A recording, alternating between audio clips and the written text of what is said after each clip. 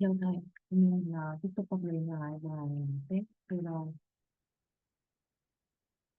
When I was 27 years old, I left a very demanding job in management consulting for a job that was even more demanding, teaching.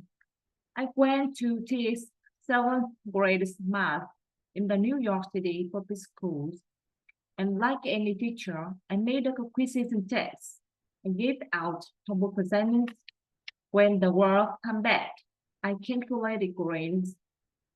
What struck me was that IQ was not the only difference between my best and my worst students. Some of my strongest performers did not have a stratospheric IQ scores. Some of my smartest kids weren't doing so well, and that's got me thinking the kinds of things you need to learn in seventh grade math.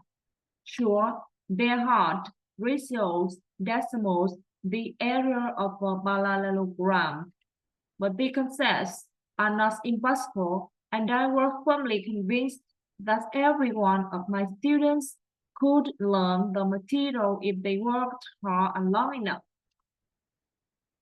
After several more years of teaching, I came to the conclusion that what we need in education is a much better understanding of students and learning from a motivational perspective, from a psychological perspective. In education, the one thing we know how to measure best is IQ. But what is doing well in school and in life is based on much more than your ability to learn quickly and easily. I started studying kids and adults in a kind of super challenging setting, and in every study, my question was who is successful here and why. My research team and I went to West Point in military academy. We tried to predict which cadets would stay in military training and which would drop out. We went to the National Spelling Bee and tried to predict which children would advance further in competition. We studied rookie teachers working in really tough neighborhoods, asking which teachers are still going to be here in teaching by the end of the school year, and of those who will be the most effective at improving learning outcomes for their students. We partnered with private companies asking which of these those people is going to keep their job and who's going to earn the most money. In all those very different contexts, one characteristic emerged as a significant predictor of success. And it wasn't social intelligence, it wasn't good looks, physical health, and it wasn't IQ. It was great passion and perseverance for very long-term goals. Grit is having stamina. Grit is sticking with your future day in, day out, not just for the week, not just for the month, but for years, and working really hard to make that future a reality. Grit is living life like it's a marathon, not a sprint. A few years ago, I started studying grit in the Chicago public schools. I asked thousands of high school juniors to take grit questionnaires, and they waited around more than a year to see who would graduate.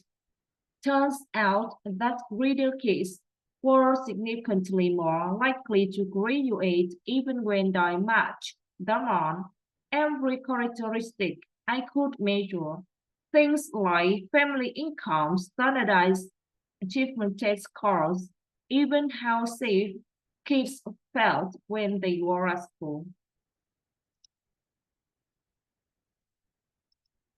So it's not just at West Point or the National Spelling Bee that grades matters. It's also in school, especially for kids at risk for dropping out. To me, the most shocking thing about grit is how little we know, how little science knows about building it. Every day, parents and teachers ask me, how do I build grit in kids? What do I do to take kids solid for classes? How do I keep them motivated for the long run?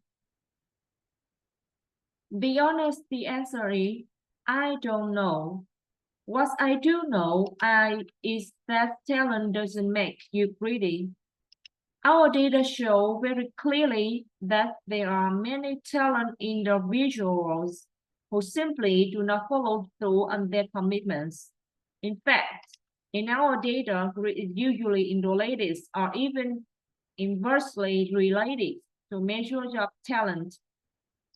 So far, the best idea I've heard about building grit in kids is something called growth mindset. This is an idea developed at Stanford University by Karen Dweck.